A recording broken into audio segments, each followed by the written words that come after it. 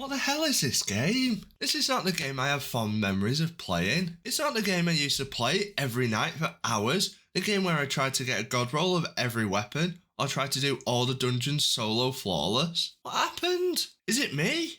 Did I grow out of it?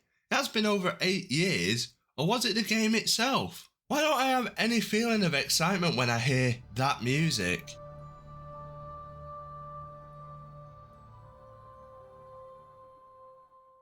When I complete a strike, get a god roll weapon that I've been wanted, or finish in a dungeon and getting what I wanted. Why don't I feel anything anymore when I play this game? That game being Destiny 2.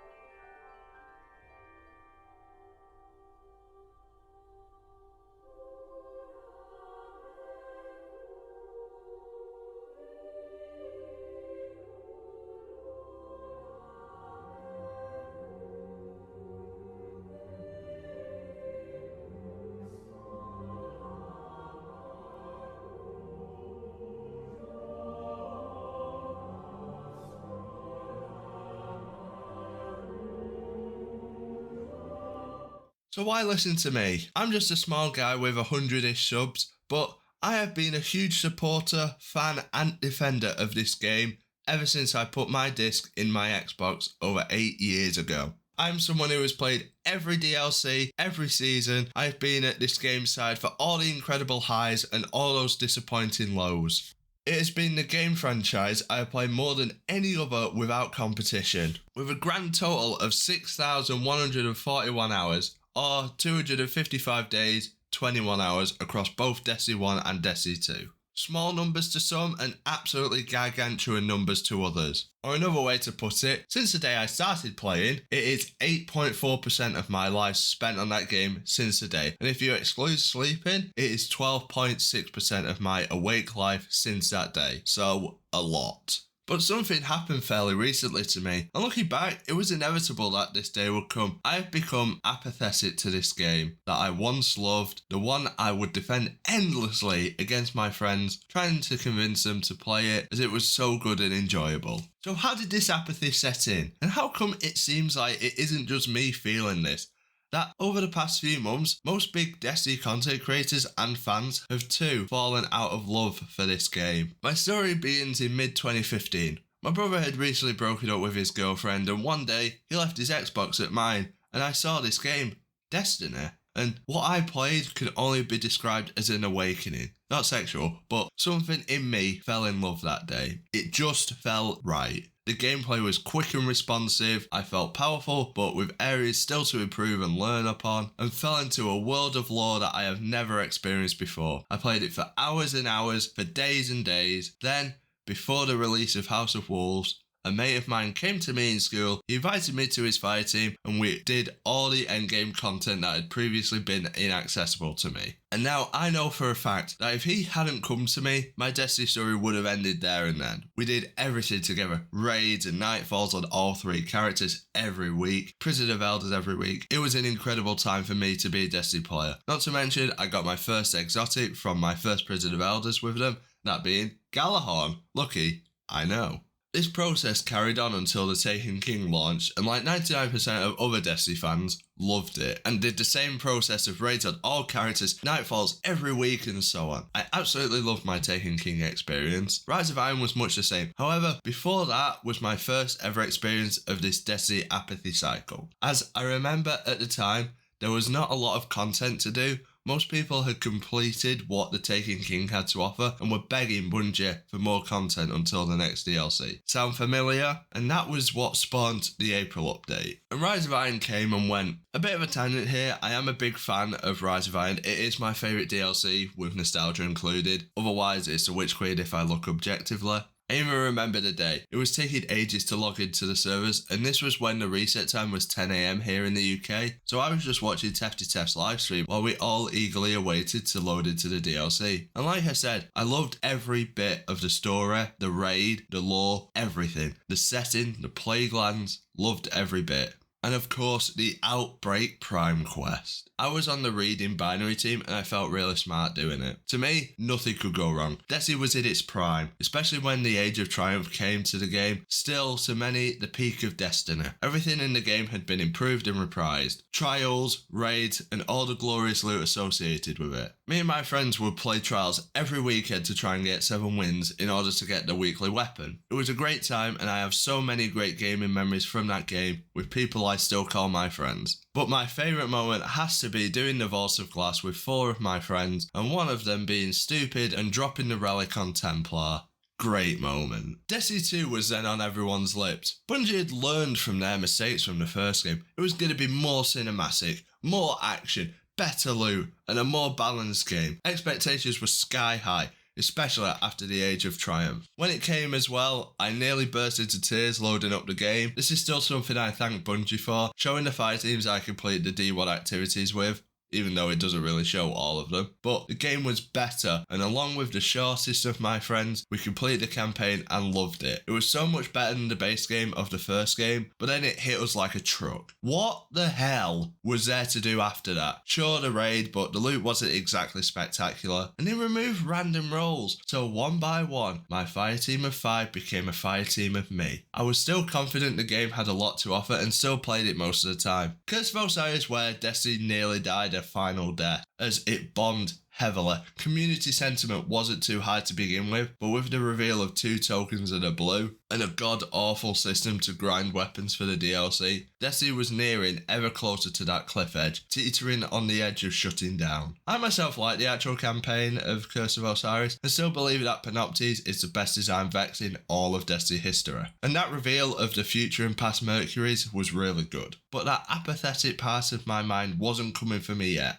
as Warmind was around the corner and one of my friends was coming back to play. We did everything together again and completed our first Leviathan raid. Still to this day, my only ever Destiny 2 raid completion. Forsaken was next, and as a passionate duo, we played the DLC together and loved it. It was better than the Taken King, and Destiny 2 was safe. It was pulled from the cliff edge and was healthier than ever. The community was loving it. The story was excellent, the locations were stunning beyond belief, and that Last Wish raid was certainly a wish come true for a lot of the community. Destiny 2 was saved. DLCs that year were pretty good as well, with a healthy amount of content that year, especially Penumbra or Season of Opulence, as Menagerie was the match-made 6-player activity that everyone loved, and unfortunately to this day, let's be honest, it has never been topped in the eyes of the community. But something very unexpected happened that year as well. It was announced that Activision and Bungie were parting ways. This was a massive moment in the history of the game, where Activision keeping Destiny and killing it, but no. Bungie were going to develop Destiny on their own and grow it into what they always had envisioned, they said. Now, it is easy to say with the powers of Captain Hindsight that we shouldn't have been so optimistic and joyous. After all, how would Bungie pay for the development without the money from Activision and with the help of other studios chipping in, like Vicarious Visions? But most people saw this as a 100% positive move and were looking forward to an independent Bungie and what they had to offer. Shadowkeep was that first offering, and I was yet again a solo guardian as my Destiny teammate had gone for good this time. It was great lore-wise with the reveal of the pyramid ship in the moon and the idea of nightmares, but to me, it was the first sign of a massive reuse of assets to create content. It was just the old villains with a new lick of paint on them. This was also the introduction of Destiny's Season Pass model, presumably adopted from Fortnite to fund the development of the game. Now I will say, having had all the Season Passes and completing every single one except one, the Season of the Deep one, I do think that for under 10 quid, it is worth it, considering the content you get and comparing it to the other prices of items in the item shop, in my humble opinion. The seasons went on and on until Season of the Worthy. It was a boring disaster. We went from the Sundial activity to this crappy little public event. Yet again, it was another drop in community sentiment, especially when they announced this. Everyone hated it, and there was some sort of boycott. I didn't like this season either, and I did take a break, only played a little bit on reset day, and I kid you not, my favourite part of the season was seeing the pyramid ships advancing every week as it added height. The Beyond Light reveal was incredible. Even to this day, that showcase of Beyond Light is my favourite reveal ever. The darkness was here, and we were getting their powers. And then the Season of Arrivals reveal. Season of Arrivals came and was a massive hit. Seeing the pyramid ships, the Savathun missions, and one of the best exotics ever in Witherhoard. A great season overall and one of my favourites. The Beyond Light expansion was great in my opinion. I loved it so much. A brand new subclass in Stasis, a snowy Europa, an area that had been teased ever since the beginning of the game. This to me was my favourite time in Destiny 2 as a solo player, maybe because of COVID times, but something about it was just vibing with me. Destiny was great right now. The seasons this year were a mixed bag. We had massive lows with Season of the Hunt, the worst season ever, and incredible highs in Season of the Chosen. The Beyond Light times were really good. I was so invested in the game at this time, and especially with the reveal of the Witch Queen in 2021. Now listen to this. If you like games with standalone campaigns like Doom, Titanfall 2, God of War, and Halo, then the Witch Queen is for you. So I was skeptical of this claim, as before the Witch Queen to me, there was no DLC that was anywhere close to any of these. Maybe Forsaken, but to me the bar was now set very high. I did expect greatness, but was still a bit skeptical of the likelihood of these claims being true, with it being Bungie.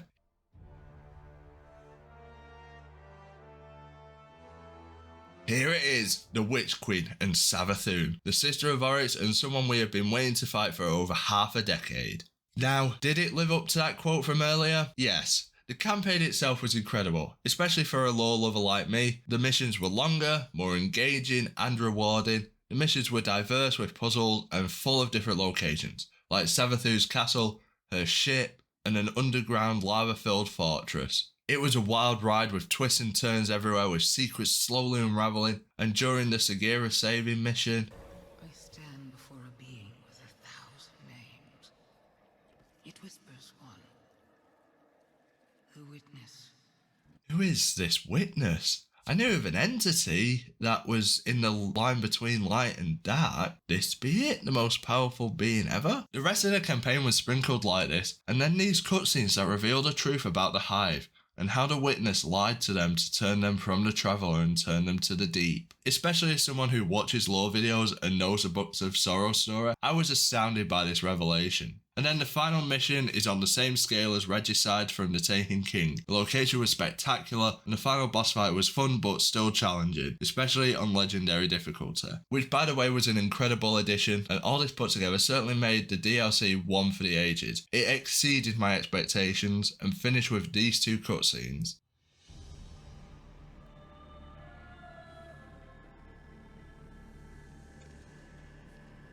Isn't this interesting? And miscalculated. So did you, Guardian. So protective of your traveler that you wouldn't let me keep it safe. But the witness is coming. The game is yours to play now. Yours to win or lose.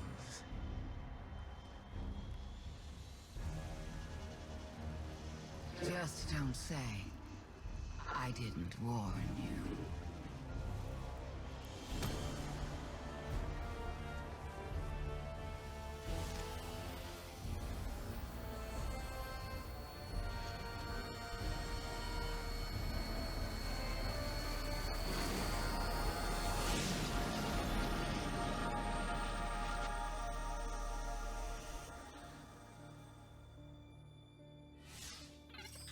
No. Where did her ghost go? Guardian, I just got the message. The Traveler is back in the last city. Is it done? Is Savathun? She's dead. But her ghost got away. Good enough. Hold your position. The Hidden are coming to secure the remains. Good work, Guardian. You did the right thing. Now what?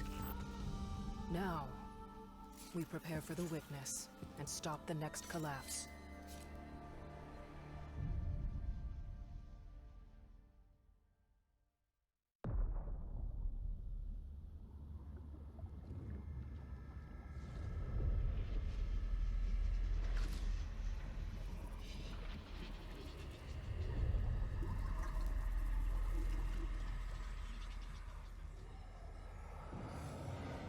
We have seen enough. The children of soul cry out for salvation. You promise them life, but deliver only death, as you have for so many before. Enough. Enough death. Enough life. You have no pieces left to place. The game is over. Do not be afraid. Your pale heart holds the key. That face is not intimidated, but at least the Witness has a memorable design. There was now a lot of hype surrounding the Witness and the upcoming DLC, Lightfall, with this graphic that sets the mood for a downwards and dark turn in our saga. Keep this graphic in mind for later, it will come up. The seasons were nothing spectacular, pretty mid overall, with the standouts for me certainly being the Seraph Station mission in Season of the Seraph, the Return of the Leviathan in Season of the Haunted, and the Netherite reveal in Season of the Plunder. But there were some community issues, especially in Season of the Plunder, with the community event supposedly to improve the Elixir quarters. Yeah, something that was just a tiny chest in a tower and completed in a day. And what were these massive improvements? Stairs and some crops. Wow, such a great community event. This really annoyed people as we'd been wanting a proper community event for ages. Something similar to Season of the Dawn event with the Fractal Line, so this really upset us. But never mind, Lightfall was on its way. Let's take a look at this image again, certainly setting a tone of dark and filled with doom. The Witness's pyramid eclipsing the Traveller. I can't wait for this reveal.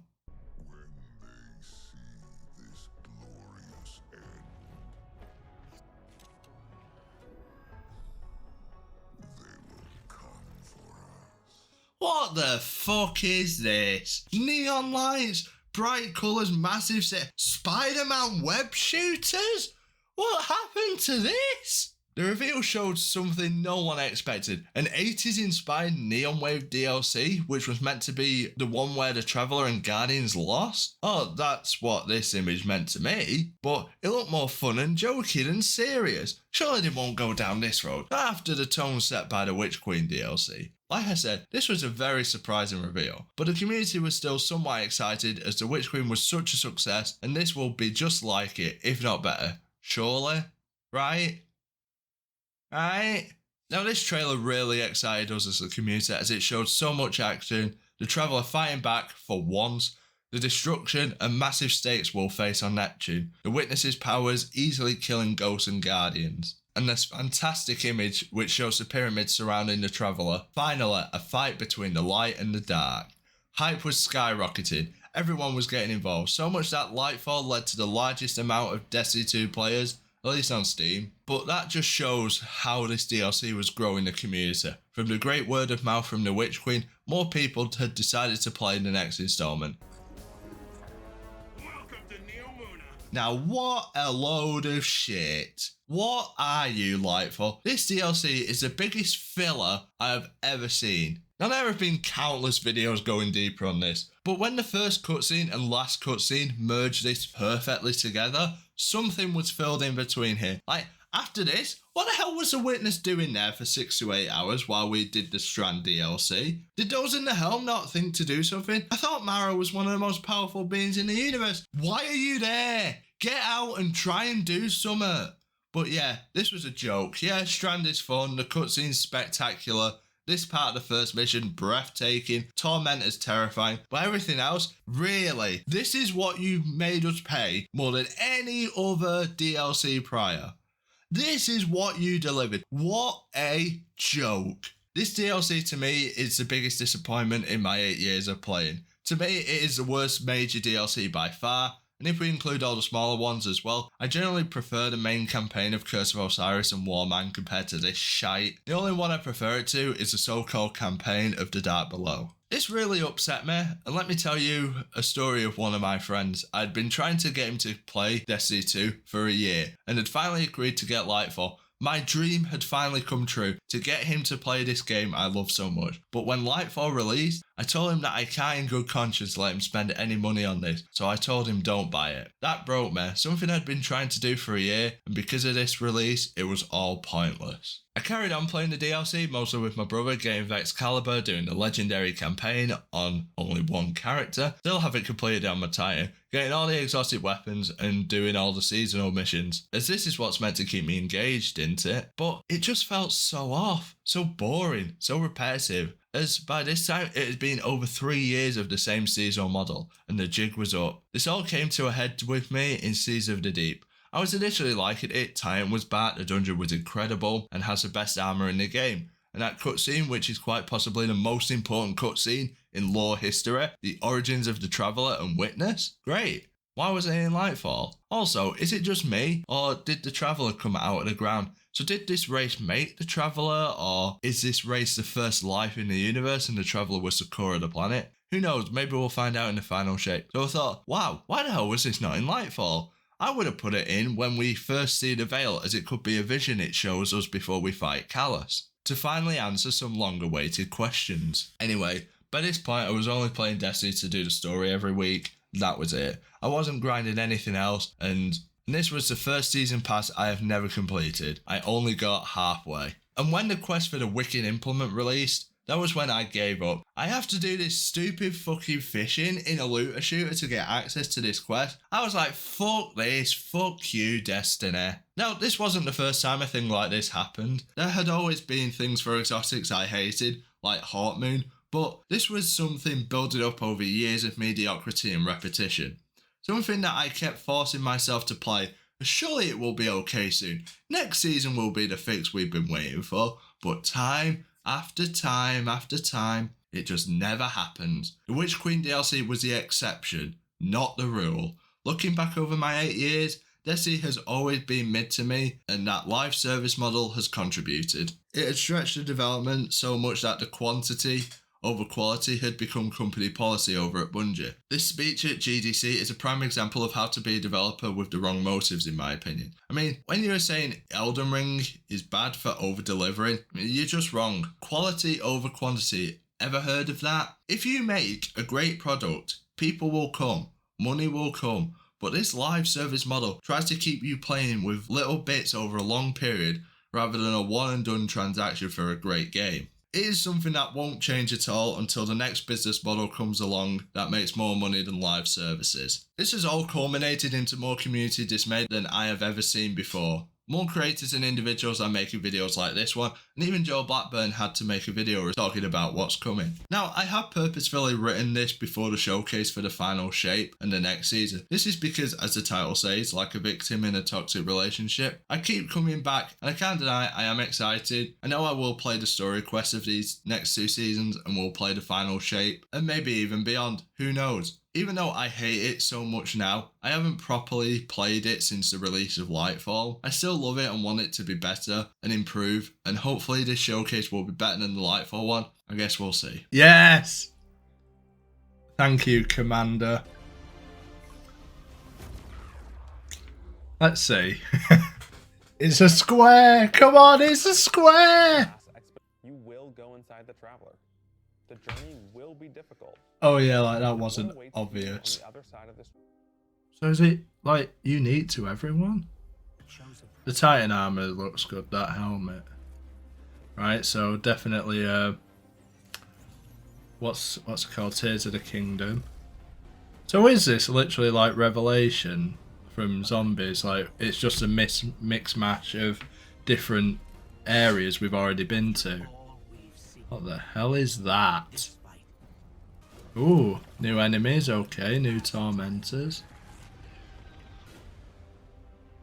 So I wonder if that acts as part of a subclass or if it's an actual new weapon. This place that like makes you feel nostalgic for the entire journey you've been on. Sounds like Revelations from Zombies.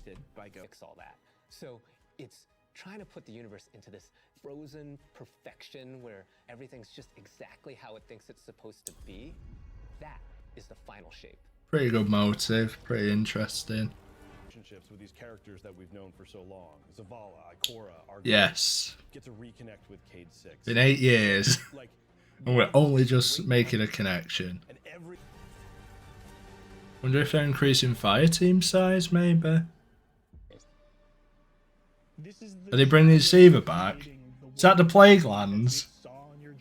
Oh my god, the Cosmodrome is snow, Plague Lands, Siva. D1 Tower. Jesus. The Pale Heart is our very first linear destination that we've ever done. Yeah, that's a bit of a mid weapon. Yeah, so it's a bit like Hyrule Castle in Breath of the Wild. Subjugators, nice. Subjugators are the new unit you're going to be facing. Very nice. Do look very good. They're performing Stasu, freezing. Yeah, the thing is, we've seen like captains with stasis abilities, like just a different model. The amount of projectiles. So it's just being able to use your abilities a lot more. Okay. And then it hits, throws it. And when these I mean, fly through the air, they stick into the ground, or an enemy do their void gravity thing where they suck a bunch of energy. okay, so it's like the Axe Striders Super. That's good. Pick up that axe and start wailing on enemies with it. How long for though? Is it the duration of the Titan Super then? I think the Titans is most interesting to me. That was good, but I think it's more like into the Red Death's exotic pulse rifle. And You've got Crimson! Oh. burn it all. I mean, a lot of Dragon's Breath's fun. We have new. and that's me. So Hey. Back, this is how the story had to end. There was no end to the Light and Darkness saga that didn't have Cade. Of course there was. To finish the job. Of course there was. Once we started to be the god. I wonder if he'll have a different sort of character. If he's a bit more mature. To be back in the booth this moment. I think it'll be one last hurrah. Maybe it'll be the Vanguard sacrifice themselves for something. So has she become like full hive now? Like, oh god, tarot cards. Yeah, so I'm guessing she's like embracing her hive, like she used to have to stop it, didn't she? So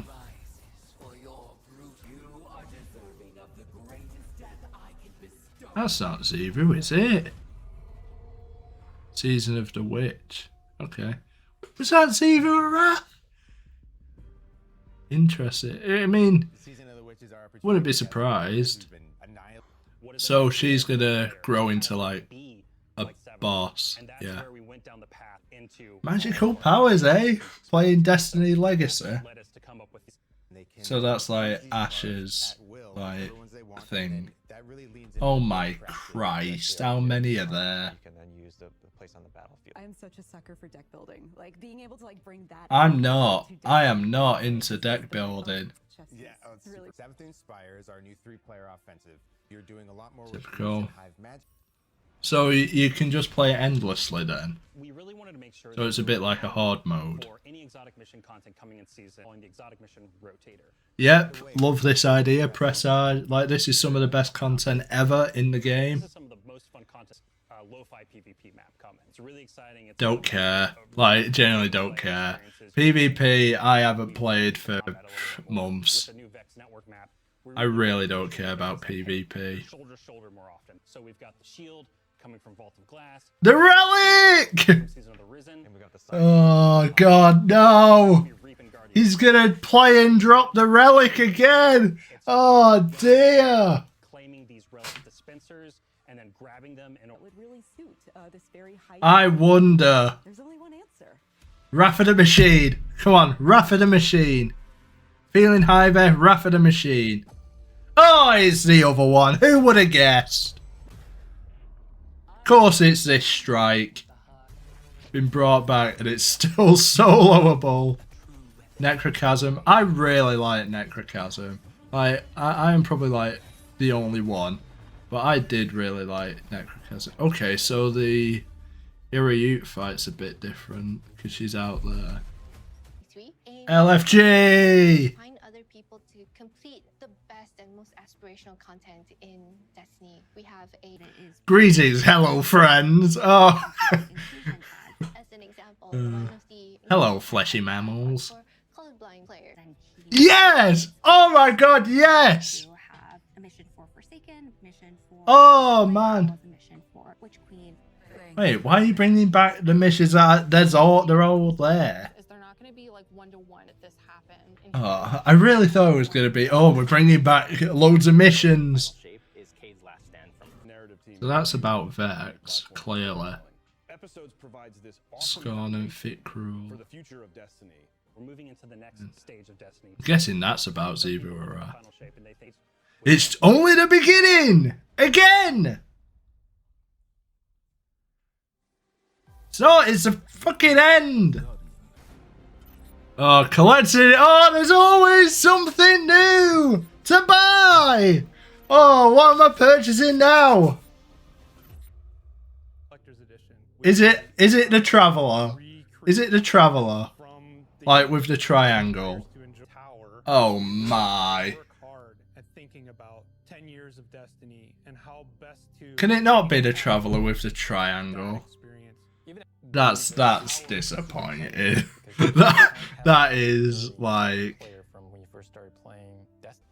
you had a Puka, you had the Hive Ghost, the Darkness, and now just a grey plastic block of the tower. Now this part of the script was written after watching that showcase and after a couple days playing the new season, Season of the Witch, and the new mindset associated with knowing what has happened. Let's start with the final shape reveal. It obviously intrigues me, especially with Joe Blackburn saying it will be a unique experience for everyone and a linear area that makes my ears prick up. That will be different and something to be excited about. The supers are nothing exciting except the new Titan one with the axes. Even though I'm not a massive fan of reusing assets, especially in big expansions, because we are paying so much money for them, I think this DLC can be done tastefully, and if I am to make a prediction, here it is. Due to its linearity, each mission will include assets from each previous expansion, as a pale heart is meant to be a reflection of the person inside.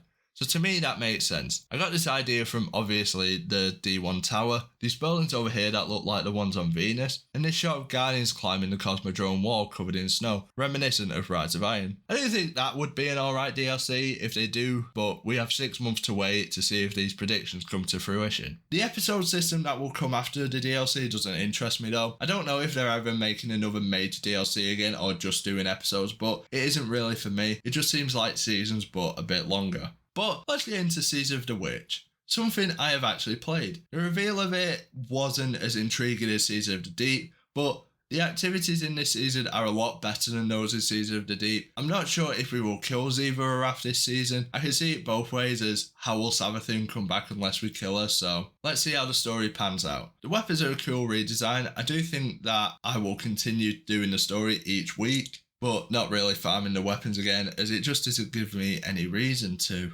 So where does this leave me and my relationship with this game? I'm still apathetic right now with this game, even going back to play Season of the Witch hasn't been that exciting or have that new season charm. The core playlists are still unplayable for me with no reason to play them. I have what I want with armor, weapons and exotics, all the builds that I want, and I'm just playing about an hour every Tuesday now until the final shape. Unless the final shape is like 10 out of 10, better than the Witch Queen in every single way, game of the year, I think I will end my relationship after the story of the final shape concludes. I want this to be better. I want the joy and fun to come back, but I just can't see it anytime soon. Until then, I will be using my Titan for the first time in over 18 months to play the final shape as a Titan. The first character I ever made all those years ago. A fitting end with my longest gaming relationship. Bye bye.